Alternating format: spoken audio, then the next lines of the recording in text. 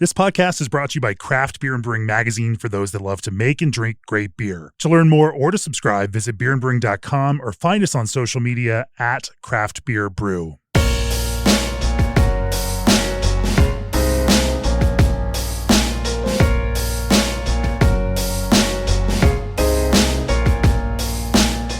It's episode 470 of the Craft Beer and Brewing podcast, and joining me from Memphis, Tennessee, is Ryan Allen of Soul and Spirits. Welcome to the podcast, Ryan. Thank you so much for having me, Jamie. You know, I think as people who regularly listen to the podcast know, I love Memphis. I went to college at Rhodes College in Memphis, Tennessee, spent a number of key and formative years of my life in Memphis. Your brewery is just up the street on North Main from the place where I had my first legal beer. It was the North End then, now it's Westie's, not too far down the street from you. That was the first place that I had a legal beer. And, I think it was like some sort of Red Hook beer back in the day. Because even as I turned 21, I was already a craft snob at that kind of point. But your brewery in Memphis, over the years, you've been sending us beer. This past year, you sent us this beer called Dead Leaves and Dirty Coke. And in our recent malt issue, scored a 96. Funnier story, I was at GABF this year. And Stan Hieronymus and his wife Daria are bouncing around. They come up and find me. They're like, "Oh, have you had this? You got to go try this. Have you had this gravy beer?" I'm like, "Oh no, you got to come try this." So they like pull me over, and I'm like, "Okay, where are we going?" And and then I see it, and Stan has now brought me over to your booth, not realizing that we already knew each other, that you'd actually dropped off beer here in the office in Fort Collins in the past, and so then we commenced to drinking beers like La Gravy, mango mustard barbecue sauce, and then this beer called Dead Leaves and Dirty Coke. And you brought it in a weird and creative way for GABF. You understood the assignment. People were paying attention, and even Stan was like, "This is so weird, but you got to taste it." Yeah, we had a good time making them, so it was great. Well, when our blind panel got the Dead Leaves and Dirty Coke, and of course, I know Paul, our review coordinator, was a little nervous, like, how are they going to take this? This is a little unusual, not the normal barrel-aged imperial stout that people are tasting. And of course, even though it was definitely the most unique of those barrel-aged stouts that we tasted, and our reviewers loved it and scored it a 96. So I think through this episode, we're going to talk about that. But then at the same time, like, you're doing some interesting work. You are in Memphis, Tennessee, right across the river from Arkansas. Some people may know that Arkansas is the biggest rice producing state in the United States. So a lot of rice grown over there, and you are brewing with a lot of it and across styles, obviously in Pilsner and lager beer, but also in IPA. And you are even making IPA with a cereal mash, you glutton for punishment. We are going to talk about brewing with rice. We're going to talk about cereal mashing. We're going to talk about all of that stuff and rice and beer styles that you may not associate it with. And of course, we're going to talk about some of these cool flavor experiments that you're working on, like Dead Leaves and Dirty Coke. Before we do that, the Craft Brewers Conference is coming up April 20th through 23rd, 2026. And G&D Chillers will be there. If you're heading to CBC, swing by and talk shop with the folks who know brewery operations inside and out. G&D's biggest strength isn't just equipment, it's their deep understanding of how a brewery runs. From cellar layout to production flow, their team brings decades of hands-on experience to every install and every conversation. Whether you're running a single-stage 5H unit or scaling up with a vertical air chiller, G&D builds systems that are reliable, efficient, and built to last, because when your chiller's solid, your beer stays cold and your operation stays on track. Plan your visit at gdchillers.com/podcast and come see them at CBC booth 1518. And Berkeley Yeast just launched Dry Tropics London, their best-selling liquid yeast strain, now with all the ease of use benefits of dry yeast. Dry Tropics London delivers the soft, pillowy mouthfeel and juicy character you'd expect from a top-tier London ale strain, but with a serious upgrade A burst of thiols that unleash vibrant, layered notes of grapefruit and passion fruit. A lot of brewers love the clean passion fruit you get from tropics, but they don't want every IPA to be a tropical fruit bomb. At the dry yeast price point, you can pitch and ditch without breaking the bank. Or you can co-pitch with your house strain to adjust the intensity of the notes. And with nationwide free shipping, there's never been a better time to try Dry Tropics. Order now at berkeleyyeast.com and experience the ease and impact of Dry Tropics London yeast. And this episode is sponsored by PakTech, delivering craft beer multi-packing you can trust. PakTech's handles are made from 100% recycled plastic and are fully recyclable, helping breweries close the loop and advance the circular economy. With a minimalist design, durable functionality you can rely on, and custom color matching, PakTech helps brands stand out while staying sustainable. Trusted by craft brewers nationwide, they offer a smarter, sustainable way to carry your beer. To learn more, visit paktech-opi.com. That's paktech-opi.com. All right, Ryan, we normally kick off with a little bit of background, as you know. So why don't you give us yours? What got you into brewing, and tell us about how Soul and Spirits came around. Sure. I like most people, I started as a home brewer. I was a studio musician in Nashville, and when my wife and I were singing in a duo together and we decided to get out of the music industry, the next logical thing was, well, I guess I'll start brewing. So I went and found an internship at an all lager brewery in Nashville called Little Harpeth, and got thrown to the wolves with cereal massing and decoctions, and studied under Steve Scoville for about 8 months. And then moved to Arkansas with my wife and started working at a brew pub in the nearest wet county. So it was about a 45-minute drive each way every morning, and I worked long hours, but cranked out a ton of beer. Still dry counties in Arkansas. Still dry county. Where she's from is still a dry county. So yeah, I remember in college going out to Jonesboro, and we had to stock up on beer before we got there because you weren't going to buy it there. That's where she's from. So we lived there for a few years, and for a couple of years I was working in Paragould, actually, at a little brew pub up there, and just cranking 4, sometimes 5 turns a day on a Sabco system, just getting to experience and brew as much as I possibly could want. Because he was taking the beer he had 6 other locations across the state, so he was just constantly out the door with truckloads of kegs. And then I got accepted into Siebel Dumans and went for the Master Brewer program there. It's been a decade ago now. Came back and got a job in California as the master brewer at Enegren Brewing, and doing a lot more German stuff there, obviously. And when the time came to open our own brewery back here, we decided to move on back. And in the process of doing all of that, I got to go up and brew at a farmhouse brewery for about 6 months, and I was kind of their consulting master brewer up in Illinois, and back and forth for several weeks at a time before we got open here. Crazy. So you launched Soul and Spirits, and it's not a small brewery there in Memphis. It's a pretty ambitious project. As you were envisioning this, tell us about that kind of, what the vision was, and how you kind of decided on an approach to take for Soul and Spirits. Yeah. So the building is a lot larger than I originally wanted to go into. I was looking for about 10,000 square feet, and we searched through 27 different locations across Memphis before calling about the building behind us, which was still pretty large. And when I called the owners of the building, they said, "Well, what are you putting in it?" I said, I'm putting in a brewery. They said, "Well, we got another building." Unbeknownst to me, they had that kind of pseudo leased out to St. Jude and brought me into this building. It's a 38,000 square foot facility. It's massive. Our tap room is about 9,000 square foot. So we hold these huge festivals in here. Our Oktoberfest, we do a book fair, we do record fair. And then my production in the back is about 28,000 square foot. Just lots of space to fill up.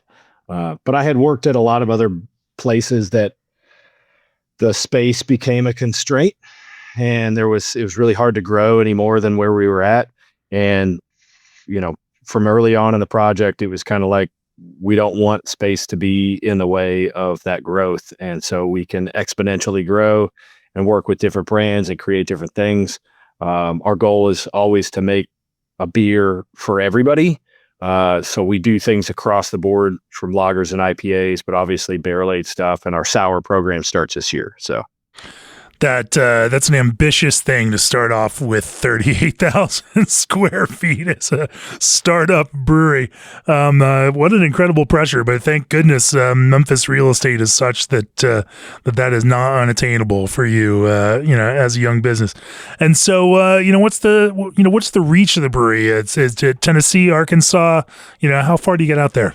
So we're Tennessee, Arkansas, and Alabama right now. We are working currently on more distribution through other states, but we've seen a pretty steep rise in the last 6 months, with some of our main distributors, especially in Arkansas and Tennessee, seeing that tick up quite a bit. So we're kind of concentrating on that. As I'm not a one-man show, but there's one other guy in the back with me, and we crank a lot of beer. So two guys in the brew house and a 28,000 square foot production floor. That is insane. But and then of course you make more work for yourself by deciding to throw cereal mash rice into your Pilsner IPA. But you come out of the Master Brewers program. You've brewed at some serious lager brewers. And, somehow that doesn't surprise me, even though I've got to give you some kudos for not being afraid to make a beer named after gravy and with the physical texture of gravy. They may kick you out of the secret lager club for that, but let's talk about some of those flavorful beers, and we'll do that first, and then we'll start talking about lager and IPA after that, just to give the people something to hang on for. So let's do that. But before we do, taste the flavors of indie hops at CBC this year in Philly. 14 incredible beers will showcase Strata, Luminosa, Lorien, Audacia, plus their most promising new experimental hop, IH19082, in a single hop XPA. Experience their newest hop, Audacia, in an IPA by Grand Fir, a hoppy lager by Meanwhile, and a hazy by Worthy Brewing. Explore the wonders of Strata and IPAs from Odell, Russian River, Grains of Wrath, and Grand Fir. Refresh your palate with the crisp, summery flavors of Lorien and an Italian Pils by Sun River and a Mexican lager by Holdout. And bask in the liquid sunshine magic of Luminosa with an IPA from Fort George. Check out the full CBC beer lineup at www.indiehops.com and plan to stop by their booth number 926. They'll be as happy to see you as you'll be that you made the effort. Indie Hops, life is short. Let's make it flavorful. And this podcast is sponsored by the Midea 5050 Flex, the industry's first dual-compartment three-way convertible freezer. The 5050 Flex is designed to flex with your life. It can convert to all fridge, all freezer, or half and half with just the touch of a button. Plus, with reversible doors and adjustable storage compartments, you can stay organized no matter your food storage needs. The 5050 Flex is also designed to maintain a stable temperature even in non-climate controlled spaces. So it's perfect for your garage, man cave, or wherever you need a little more space. Maybe use all 20 cubic feet as a beer fridge. Check out midea.com/US for more information on how to take your beer storage to the next level. Also, your brewery deserves a supplier that can keep your customers engaged with new flavors. That's why Old Orchard releases juice concentrates and blends with trending flavor profiles like white sangria and passion orange guava. If you need a custom solution, Old Orchard's R&D team wants to hear from you. Fruit ingredients that get you. Get Old Orchard's free samples at oldorchard.com/brewer. That's oldorchard.com/brewer. All right, Ryan. So you want to make everybody happy and you make beer for everybody, no matter where they are. on their own beer journey. And some of that means some flavor forward beers that just get people talking, because sometimes getting people talking is all it takes. And you can, as we all know, people move from, if you bring them in with something, they don't always stay there. Plenty of people move through beer and they move through their own interests within beer itself. And so, I always hate this idea like, oh, you're dumbing it down if you do this, that. And like, no, man. If we can bring people in and turn people into craft beer drinkers who don't think of themselves or identify as craft beer drinkers, and now they become that, then, just watch, a certain percentage of them are going to go certain directions, and we're going to make more craft beer drinkers, which is exactly what all of us in this craft beer world should be doing. And you were doing just that. So tell me about that. Tell me about this approach to flavorful beers. I'm curious about your creative process. Where does that start for a beer like La Gravy or Dead Leaves and Dirty Coke? Yeah, a lot of that is just trying to get our name out there, trying to get people to realize that we're a brewery, well seated in the South, but harken upon some of those flavors that come from Memphis or come from the South, and obviously barbecue, beer, feel like they go together. So it kind of goes together really well, and it's a fruit forward brand that we make called Sauce. So we name all of the beers at Soul and Spirits after songs from Memphis, and Justin Timberlake did a song called Sauce. So it's kind of an easy transition to make.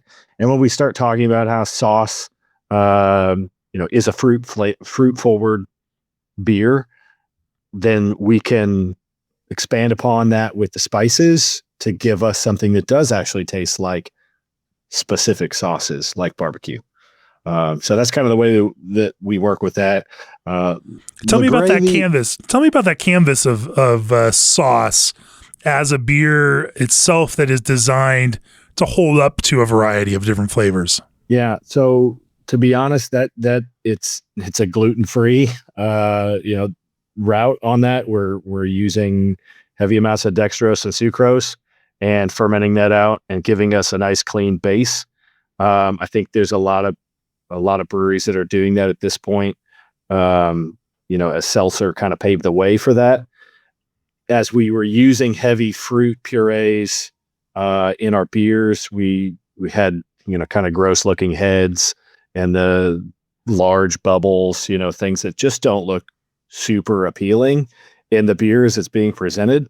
So as we started to lighten that body and try to pull back and get it to go even lighter, then the logical step was just, why aren't we throwing this over a seltzer base? People clearly aren't really caring about the sourness or using a barley base or a wheat base for it, as it was our Berliner Weisse base originally. And then you start to lighten that body so much that you don't really taste any beer anymore, and you're just needing the alcohol perception. So it makes for a cleaner background for the beer, and we're allowed to play with the sweetness of the fruit, and then adding those heavy spices and even sometimes like some vegetable purees, because obviously when you're making a barbecue style, you're looking at using like tomato, if you're going into the red side of things. But on the one that you particularly had at CBC or at GABF, it was mustard based. So using, mustard and finding that way to get that in there and integrate that along with some dashes of vinegars to try and pull from how we're getting that flavor perception. Okay, so that's fascinating. We will, get past the fact that Memphis barbecue sauce, it's a small part of it, but Memphis is all about the dry rub in particular, and mustard itself is more associated with other states, which is perfectly fine. But talk to me about that kind of culinary process. So you build you have a seltzer base for this whole series of flavor forward fruity beers called Sauce, but then when you start layering in barbecue style spices, how do you, where do those recipes come from? How do you start thinking about that interplay of spicing and actually adding vinegar in there in this kind of case? Because now you're working with a lot of different variables. Talk to me about that kind of physical process, and then how, you go about finding those right spices that work in this kind of context.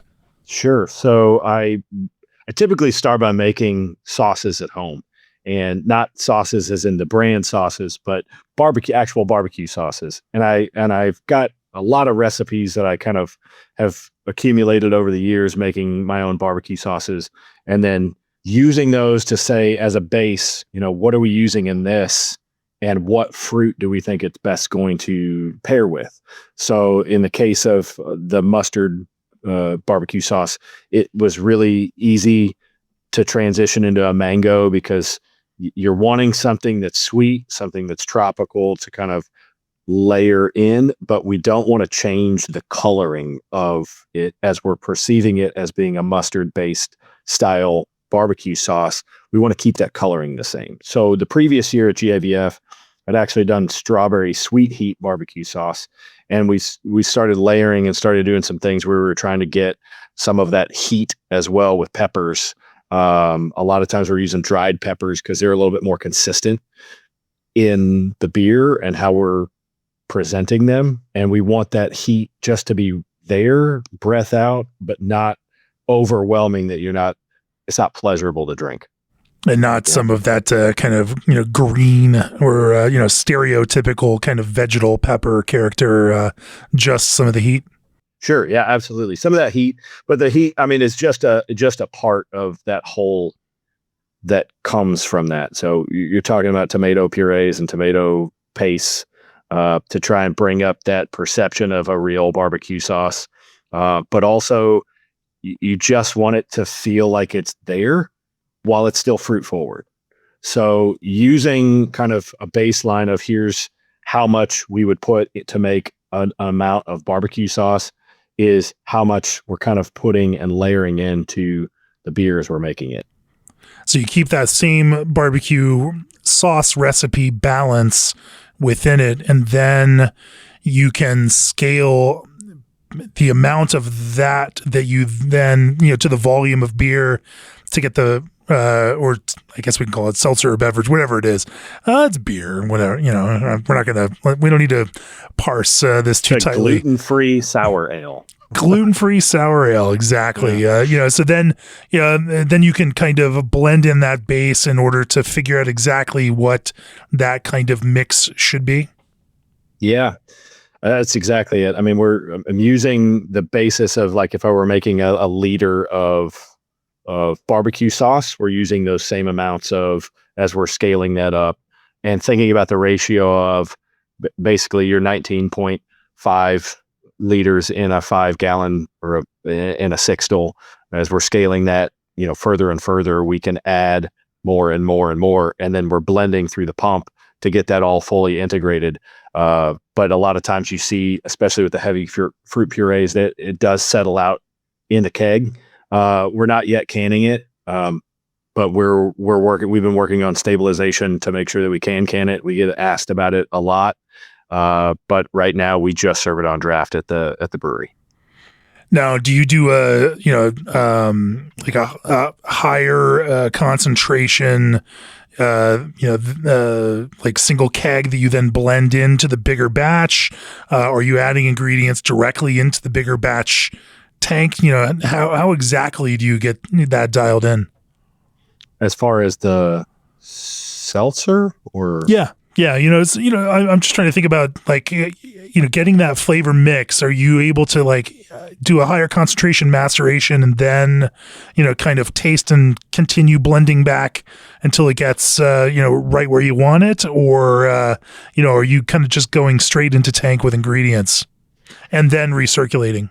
We go straight into the tank with the ingredients. At this point, I've done quite a few of them, and I know what my ratios are as far as which fruit and how much of which fruit we're needing. So we're usually leaning into about a 6 liter per 5 gallon kind of scenario with the fruit. And then you're looking at about another liter worth of, quote unquote, the spices and the tomato purees and stuff to get that fully integrated in. And then we're blending, but we work with a couple of different seltzer strength bases. So that gives us where we want to go. And usually what we're doing on this at this point is because it's just become easier with only the two of us in the back, we make a really high strength, like a 14% seltzer base, and then we will blend that back in different ratios over one day so that we got multiple sitting and ready in 5-gallon kegs and in half barrel kegs, and then those will get blended in as we're needing them in the tank. So then these are mostly smaller batches that are, if you're talking about mixing that small of, of a base of seltzer, since they're only going to be on draft in the brewery. Yeah, I'm not finding this to be like a 30 barrel kind of situation. You can't sell 60 barrels of a mango barbecue flavored seltzer. Not yet. Not yet. The day will come. What have been some of the most interesting takes on this, and have you found some that just ultimately, some spices or modes here that just didn't work? Because barbecue sauce is one thing where you have meat that you're putting it on, but sometimes it has to stand up as its own thing, separate and apart from that. In a beverage, it doesn't always work. Yeah, I've definitely thrown some batches away, and that's the sacrifice that you make sometimes. A lot of that comes down to what spices are going on. So we've found that the customer base really likes to see the spices. But if you use, so we did have a batch of mustard-based barbecue sauce that was very black pepper heavy, and it was a thicker black pepper, and really should have filtered that ass. Black pepper chunks in the beer itself just didn't fly very well, huh? Yeah, and we tried it with lemon. We thought it was going to go really well with lemon, and that lemon just rocked the enamel off your teeth. So that one went down the drain. Understandable. Well, talk to me about this gravy beer, because that was one of the weirdest beers. I would say the weirdest beer that I had at GABF last year, but it might have been the weirdest beer I've had over the last several years, period. Just a truly unusual thing. And I'm saying that having tried all of those ridiculous WeldWorks experiments that they, continue to come out with every year to do the same kind of thing, make some, get some people excited and talking about it. But yeah, this gravy beer, tell me about it. Cool. Yeah, that one was an interesting one. I had a customer that we were spitballing back and forth about, weird ideas of things that could really turn some heads.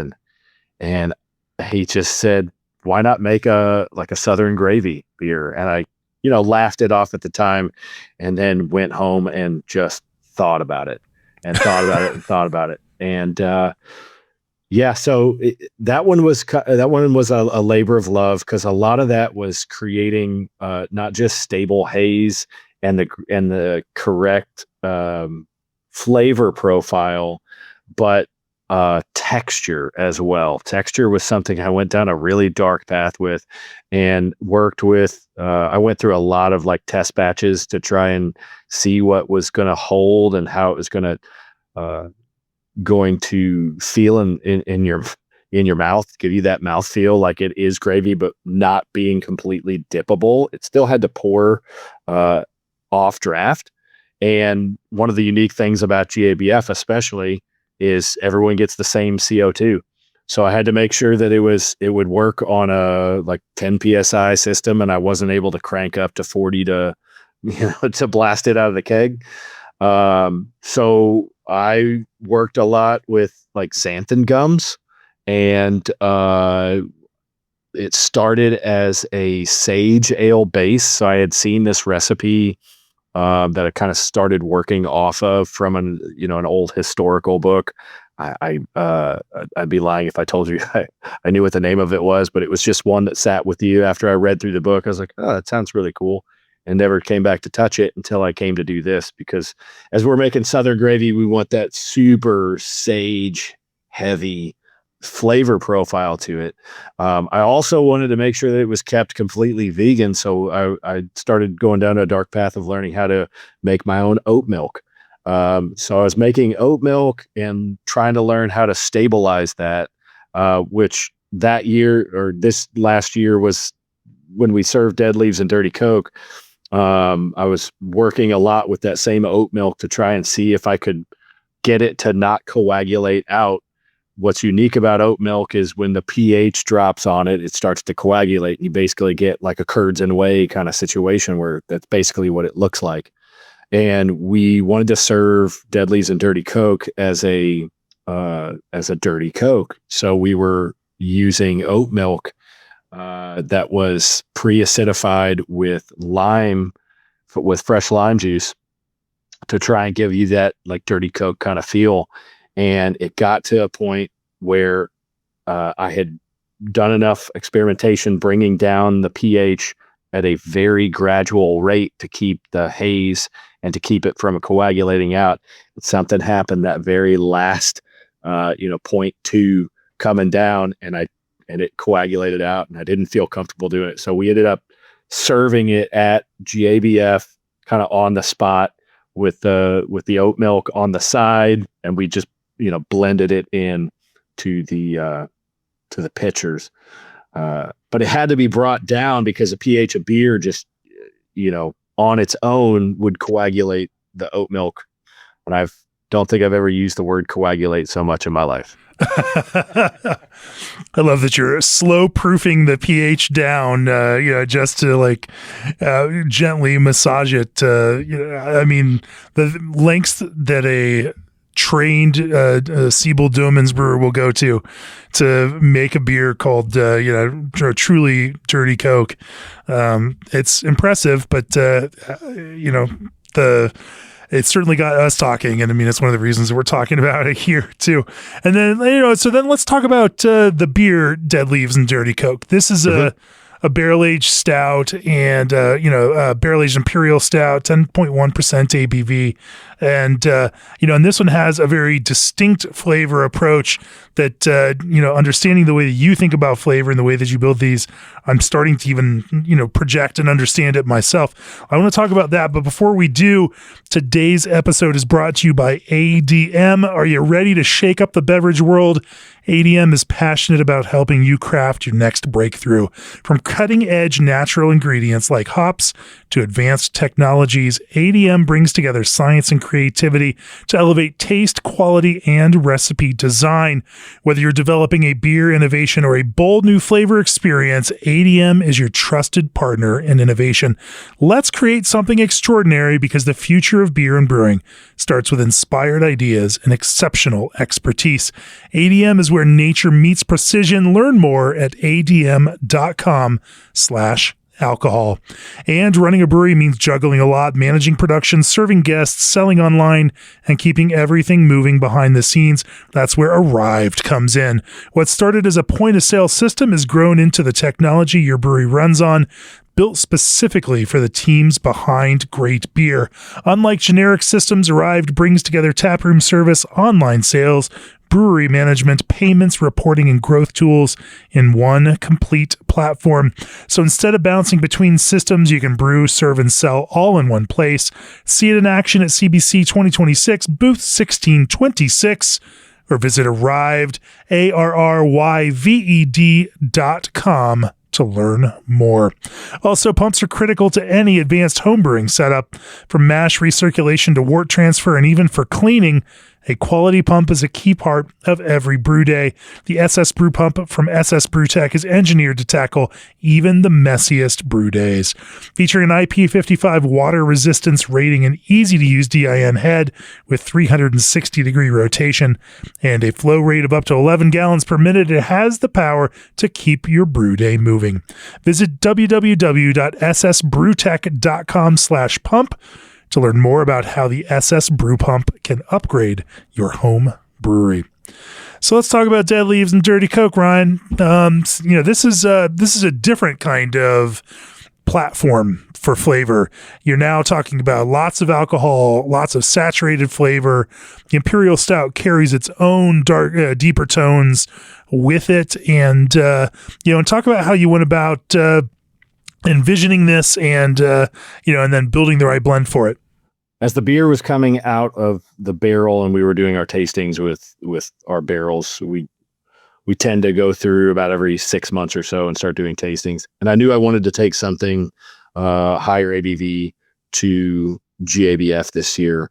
We had a sample of one that came out that was, it tasted like Coca-Cola right out of the barrel. So we decided that we wanted to enhance that and push it a little bit further. So using lots of different peels and vanilla, we started layering some of these things in, not always one at a time, but we would do them multiples at a time, to where, as we're working with different roots and our berries, we wanted to see how long they needed to sit, and kind of just through experience of using some of these things over time, knew how long they needed to sit. Yeah, does that answer the question? I started to ramble. So where do you start? I mean, you're using fruit peels, you're using berries, you're using skins of things, or using cola nut, or what? And then you're also using an interesting matrix of these things to try to mimic that kind of secret recipe stored in a vault somewhere in Atlanta, I'm sure. But as you go about it, how do you even start building something like that? Yeah, it becomes very interesting because there isn't exactly a ton of information on what is in Coca-Cola. But we know there's a lot of other colas that are out there and kind of what they're using, cola nuts and so on and so forth. But basically there's a layering of fruits and fruit peels, vanilla, roots that they're using as well. But they're also using a lot of flavorings at this point. So we're kind of going back to the roots of what Coca-Cola used to be out of, the soda fountain. Were there any kinds of key or crux ingredients that you found really just brought it into that kind of cola realm? Any key ingredients? Vanilla is absolutely key in this. So I used a blend of vanillas. We wanted to find and layer, the fruitiness of some vanillas, as well as that intense sweet perception that you get. As you know, Coca-Cola is very sweet on its own. So our finishing gravity on this was 13 Plato. So it wasn't crazy high, but it also wasn't low. So we had a lot of body to work with, and that sweetness can linger. And we want that sweetness to linger with that perception of the vanilla, in my opinion. But yeah, we use, orange peel, lime peel, lemon peel, trying to bring all that citrus vibe to it. But also a little bit of bitterness and, definitely the stout itself had some roast bitterness in it. There's also, as I tasted, just the lightest hint of smokiness in there. It's not heavy. It doesn't come across as a smoked beer, but it just feels like there's, some of that kind of, of character in it as well. Sure. There's no smoked malt in it. I typically in my stouts will layer, a chocolate malt, a roasted barley, and then usually an extra black malt. In some form or fashion. And usually it's turning the dials on which one is moving up or down, whether it's, a big heavy stout or it's, a lighter porter. And then obviously we're layering in different crystal caramel malts, and tons of just base malt, tons of base malt. So, so you're working then with this kind of, bitterness and spiciness and this sweetness.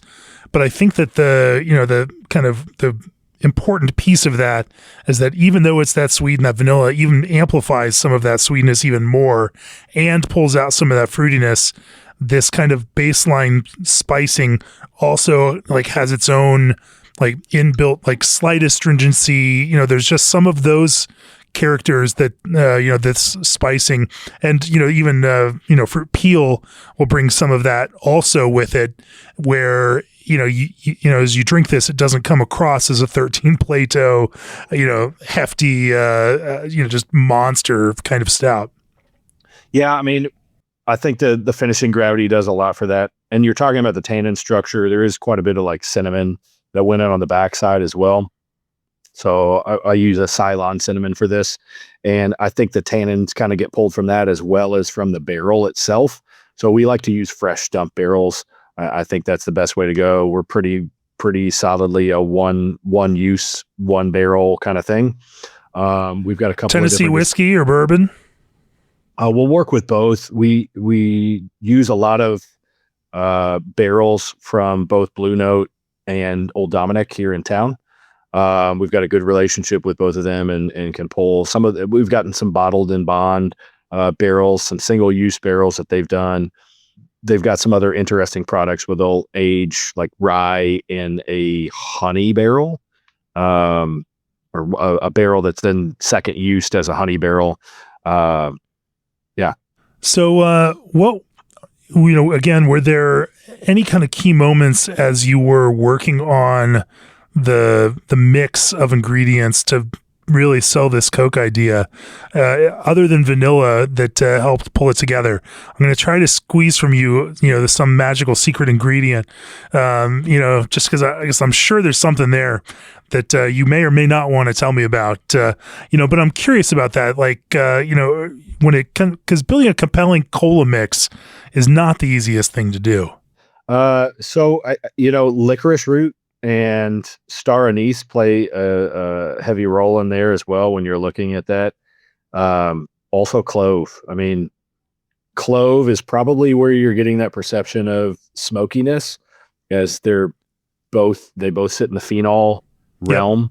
That would be my only assumption because I've heard a couple of people say that they feel like it finishes kind of smoky or just that hint of smoke. But I think star anise and licorice root are two of those major players for getting the perception of Coca-Cola through on it, for sure. How many different spices and ingredients go into this to pull it all together? There were 17. 17. Yeah. Well, all right. Some of that's like the combination of different vanillas that went in. So, but 17. Yeah. Well, Scratch still has you beat with their 131 ingredient beer. So you have some work to do there, Ryan. They can have me beat.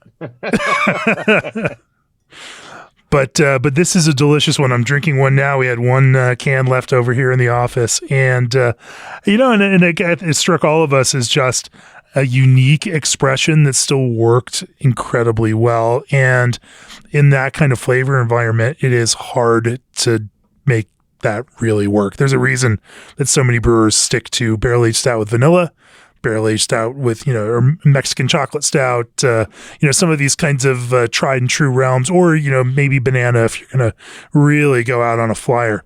But mixing this kind of, depth of spices and ingredients to come across with a really compelling cola flavor is an interesting challenge, and it really absolutely works in this one. So, yeah, and I think we may have beaten that subject to death at this point. So let's shift gears and talk about rice. Talk about give us the kind of the broad overview of your use of rice as a brewer, how this evolved, and and then what it looks like in the current environment.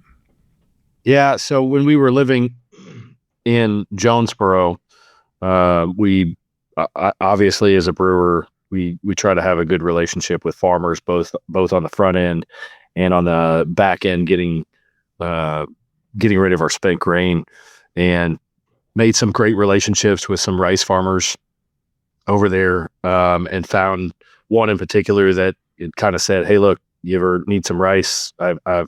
We can get you a big super sack full of it." They process more rice than you could possibly imagine out of that facility. I think I asked him one day how big one of their silos was, and he was like, "It holds 100 million metric tons or something just astronomical." Dude, there's so much rice moving through there. But it is technically the same rice fields and the same rice that you find from Budweiser. They have their own train station there that they're filling up train cars full of rice on a daily basis. There's always a line backed up when we're driving to my wife's parents' house of semi trucks offloading rice, and then those train cars are getting loaded and going straight to St. Louis. It even says Anheuser-Busch, right there on the on the loading station. So we're getting a lot of the same rice. It's just a long grain white rice that I go through a cereal mash for. At this point, I do it for our Southern Pilsner called Daydreamer. And I do it for our main IPA called Hoochie Coochie. And I use about 300 pounds of rice for Hoochie Coochie for a 30-barrel batch. And on Daydreamer, I'm 33% across the board. So I use about 500 pounds of rice for a turn on it. So tell me about this in the IPA space. I understand in the lager space, the allure of going through this cereal mash process. I mean, I don't understand the allure of any cereal mash process and how that starts your brew day at the absolute crack of dawn. But I understand it from a flavor standpoint in a pale lager. In IPA, what do you find that this is adding to your IPA that makes it worth going through that kind of effort? We're trying to find our own space in that style of beer, but we're constantly just trying to push drier and drier while still feeling like there's some mouthfeel. And we feel like in the use of this rice, we get this kind of fluffy texture from it, while we get a lower finishing gravity. So it makes it for a really drinkable beer. I don't have to layer quite as much bitterness on the IPA, and I can rely on those later addition hops in the whirlpool and on into dry hopping. And it stays crispy. I mean, that's the goal, right? You want something super drinkable.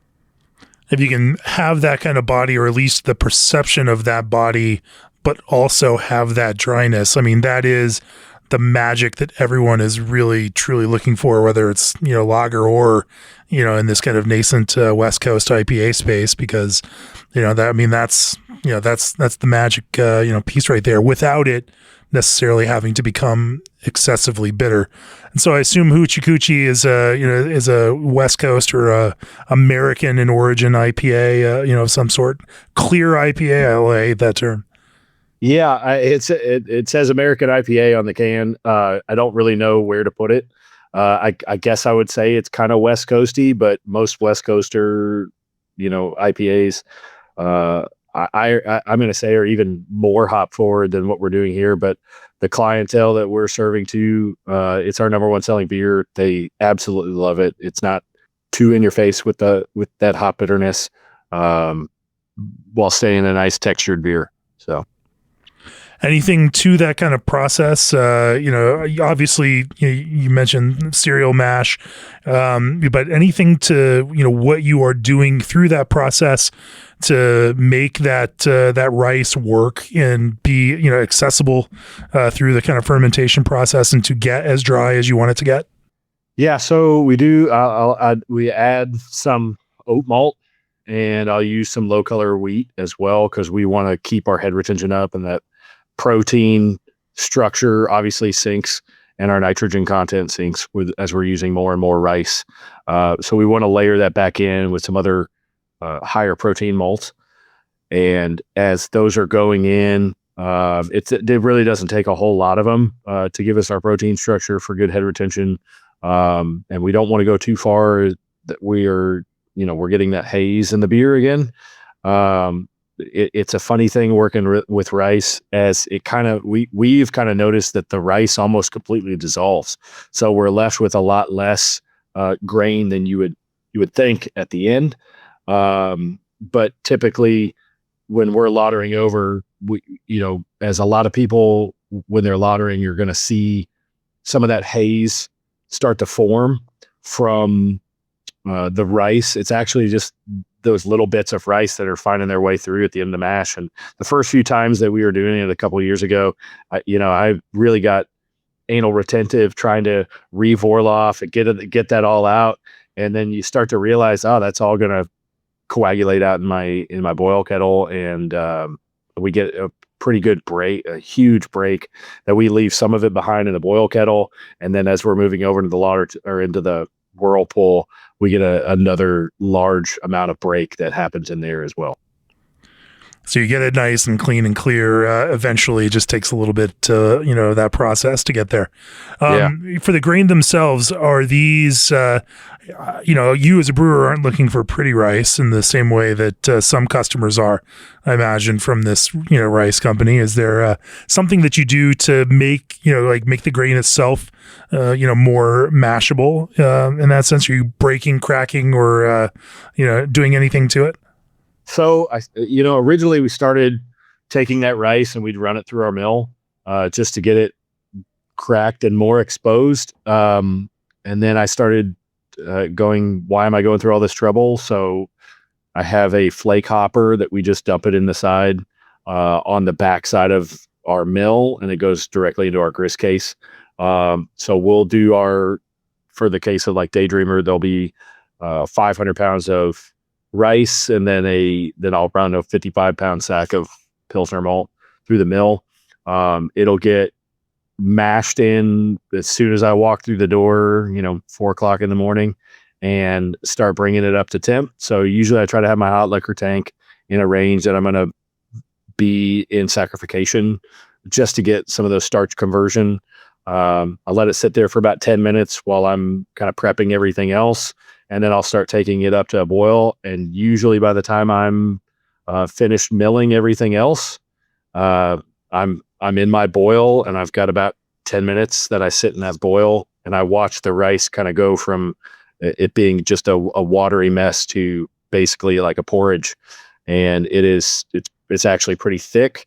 And then I water back with quite a bit of cold liquor. So I try to get my cold liquor as low as I can. So I'm usually coming in about 60 with that to get it locked down under 162 before I start mashing in the barley.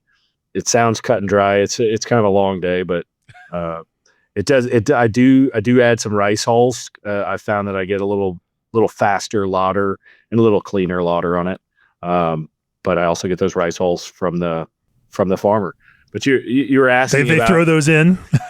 Well, it's a whole separate super sack full of rice hulls. So I go get those as well. But I had this. It was this. I don't know if it was a communication issue between my farmer, but I kept asking him for like broken bits. I don't need all this perfectly great rice. And about 5 or 6 times going over and picking up a sack, I was like, I'm trying to explain. I just give me all the worst stuff you've got. And he goes, you mean brewer's rice? And I said, pot calling the kettle black. Here I am. I am a brewer. Indeed. Shocking. Yeah, shocking. Well, tell me then about Southern Pilsner, because I am intrigued by this idea. Obviously, you've brewed... You brewed lager at Little Harpeth in Nashville. You brewed lager. You went to school at Siebel and Dumans, and have studied in Germany, and you brewed lager on the West Coast at Enegren. And so you as you approach lager, you're doing it from a rather international perspective. I am curious, when you start saying things like Southern Pilsner, what that means to you, and how you build some identity for that that's more than just an idea of brand. So for me, obviously one of the number one selling beers in the South, to being so hot, are going to be those American adjuncted lagers. So it's starting with a base that looks very similar to that. Also using as close as I can to local ingredients. So we're using, North American Pilsner malt and then our rice. But then as we started to coin that term Southern Pilsner, I love Riwaka, and just love the idea of using a Southern Hemisphere hop in this to create some new flavors and layer it into a very, very light base. we've tried to enter this beer into some, contemporary lagers, and they always say it's too hoppy. Contemporary pilsner, it's not quite hoppy enough, but it sits within that nice realm of just like completely crushable, and something that you want to drink just one after another. So I love this idea that you're mixing up your southern hemisphere, southern US, and you're not, intentionally misrepresenting, but you're just allowing for that ambiguity, to sit without necessarily clarifying.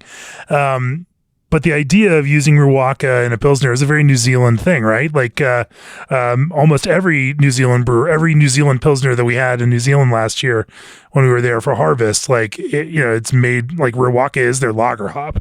And so it doesn't sound unusual to me to hear you sing that from your perspective as a brewer who has also brewed plenty of, lager beer, Pilsner beer, where the intention is to be very German in its expression. What do you find about Riwaka and that is so compelling in Pilsner? And, because you have the potential to choose any kind of, approach to hops that you want. What is it about Riwaka? What are the flavors that you enjoy about it? What is it about the way that those hop flavors create structure in a Pilsner beer, work with that kind of sulfur from lager yeast production, what is it about that makes it compelling for you?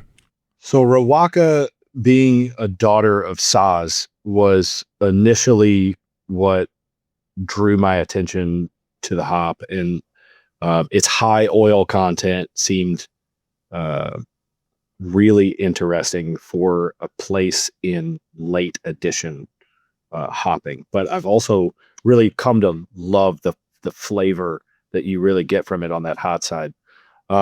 We describe it as tasting like muscadine wine. So again, integrating that kind of Southern mentality with things. Muscadine is a very local thing, especially to Arkansas, especially to this region of the South. But you can find muscadine wine pretty much throughout the South. And we really get that. I assume these are grapes that grow locally. Yeah. I'm surprised you've never had them, Jamie. No, I've not had muscadine wine. They grow very, very large. They can be almost the size of a golf ball. But they're very sweet. There's a couple of, fairly famous wineries in Arkansas that's pretty much exclusively what they make is what muscadine wine. You just used the phrase famous wineries in Arkansas, and I'm going to let that one go. I'm just going to let that one go. That's fair. They're famous because of the other giant out of Arkansas, Walmart. So we'll let that one go as well. Yeah, that's fair. So so what does muscadine wine then taste like that Riwaka? Because when I taste Riwaka, I mean, there's a number of different things. Like, obviously there's some lime or lime peel component to it. One of my favorite descriptors is like ginger crisp. There's like, it has some, it's not just fruity. There is this kind of like breadth and texture to it as well. Yeah, I mean, I get a lot of like kumquat out of it as well. But we work with Kem Eggers out of Eggers Hops, and he actually found it very interesting that we were only using it on the hot side. So I've not been to New Zealand at this point, but I guess this is a better question for you. Are they dry hopping those Pilsners? Some, but it's not as frequent. And usually Riwaka is part of a mix, of hops in there. But and the Eggers Riwaka is interesting. That's a heavy clay soil Riwaka, kind of in the upper Motory. And there are different, obviously different kind of origins of Riwaka around there that have some different kinds of expression. But no, interesting. Yeah. And he's got a lot of different lots that we kind of do selection through to find the one that we feel like is going to work best for the year in this Pilsner. And I don't use, it's funny, it's our number 2 selling beer, but I don't go through that much Riwaka because of it, because it's such a light base. It doesn't take a ton of that hop to really shine through. But we've been playing with it in the space of turning it into a West Coast as well. So we did a West Coast version that came out a couple of weeks ago that did get dry hopped with Riwaka, and it also got some mosaic in it. And then a West Coast pills that also used Riwaka. Yeah, absolutely. Yeah. We're just trying to connect the dots for our customers, and we're trying to connect the dots and in getting people to understand what we're trying to make. I love that. I'm not judging. Like, I think that's a fascinating and a cool thing that, in this case, whether it's a Southern Pilsner or a West Coast Pilsner can simply be a matter of degree, in the same way that the difference between a German style Pilsner and an Italian Pilsner is a matter of degree. Absolutely. It's the same hops. Like, are you dry hopping and, amping that hop character up? Yes. Okay. Well, that now you're in Italian Pilsner. Like, there's nothing wrong with that. That's just, this is what we do. I got a buddy that says, he always asks people, why they call it a Southern Pilsner? Because it's a Pilsner made in the South. That's absolutely true. And for terms of fermentation, tell me about the fermentation on that. Yeah. So it's, we use a strain of 3470 for this one. So we'll take it a little bit higher. It's usually fermenting about 55, but we always start our lagers really low in their initial pitching. So we want to keep the ester production low, but let it ramp some, get through diacetyl. And then as of right now, we're not filtering anything. So it comes out bright with about 6 weeks of lagering, and it's a beautiful beer. All right. Anything else to your Southern Pilsner? No. All right, Ryan. Then let's. I made that one weird. Cut all that. That's all right. That's all right. Well, let's look at the big picture. So years ago, after doing this, brewing in different places around the country, you come back, to Tennessee, and interestingly enough, you are the second Ryan from Tennessee that we've had on the podcast in the last 3 weeks. An interesting one there. I don't know what it is, the name Ryan and brewers in Tennessee, but apparently there's some sort of correlation there. You come back to Memphis. What an amazing city with an incredible musical heritage, not a great beer heritage. Certainly when I was there, I spent more time driving over to West Memphis, Arkansas, because they could get import beer that I couldn't get in Memphis itself. And this was, the mid 90s. So it was long ago, but I'm going to claim it wasn't that long ago, because if it was that long ago, that just makes me that much older, which anyway, we'll put that one behind us. I turn another year older this month, and let's just all forget about that.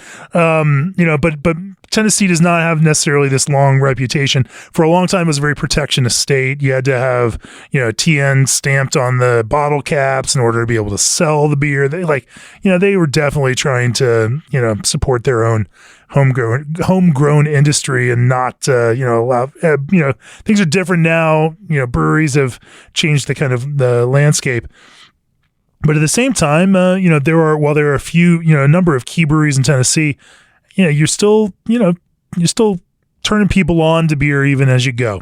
So for you and Soul and Spirits, with a gigantic production space and a 30-barrel brew house, you're making a big bet on Tennessee, on that broader Mid-South area, in that market. And, so what do you hope to achieve in the next 5 years? Where do you hope to see Soul and Spirits over the next 5 years? And, how will you know when you've achieved some measure of success, or have you already achieved what you were looking for?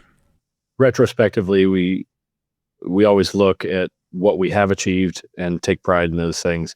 Obviously, as a brewer, we're always looking to the future to figure out, what else can we do? And for us, this year we'll celebrate 5 years. We start our sour program actually today. So our first mix firm sour beer will be out for our anniversary in October. For me, it's always just about the next brew, making the next beer better than the last one, and learning from each one to figure out where we can go and how we can expand upon different flavor palettes and profiles, while keeping things interesting, but also keeping things familiar. I think that's what people look for in a beer. They want something that feels familiar, but also wholeheartedly unique. Well, you're adding not answer your question at all. That's all right. That's all right. You are adding something to the cultural conversation in Memphis, and it's such a cool, broad cultural conversation that spans so many decades. So much interesting creative work has come out of Memphis, musically, culturally, and and it's pretty awesome that you're paying tribute to that, but also trying to add your own chapter into that bigger, longer history. And that is a great place to bring it to a close. Stop by and check out the latest innovations at the G&D Chillers booth 1518 at CBC. Berkeley Yeast's Dry Tropics London offers their best-selling liquid yeast strain with the ease of use of dry yeast. PacTex handles are made from 100% recycled plastic and are fully recyclable. Taste the flavors of indie hops at CBC booth 926 this year in Philly and sample 14 incredible beers. The Midea 50/50 Flex can convert to all fridge, all freezer, or half and half with just the touch of a button. Old Orchard is your one-stop shop for fruit juice concentrates, purees, and blends. ADM brings together science and creativity to elevate taste, quality, and recipe design. Arrived brings together all the tools you need in one complete platform, and the SS Brew Pump from SS Brewtech is engineered to tackle even the messiest brew days. Ryan, if people want to learn more about Soul and Spirits and these creative, flavorful beers that you make for special occasions, your sauce line of beers that reference barbecue sauce and fruit flavors and all of those things, this crazy beer you make that tastes like gravy, this barrel-aged imperial stout that that mimics the flavor of Coca-Cola, or a Southern Pilsner brewed with Southern Hemisphere hops and a cereal mash using Southern grown rice from the state right next to you. Where can they find you both in real life and out there in the digital space?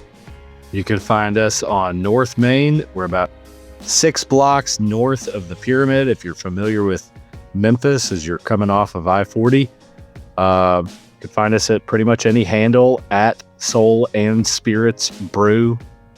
And you can find us at soulandspiritsbrew.com. It's been fun talking with you about making some of the crazy beers and some of the not so crazy beers that you make, Ryan. We're big fans. It's, looking forward to tasting what you come up with next. Cheers. Thank you so much. Cheers.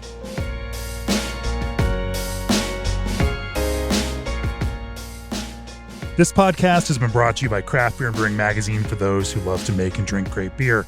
To learn more or to subscribe, visit beerandbrewing.com or find us on social media at Craft Beer Brew.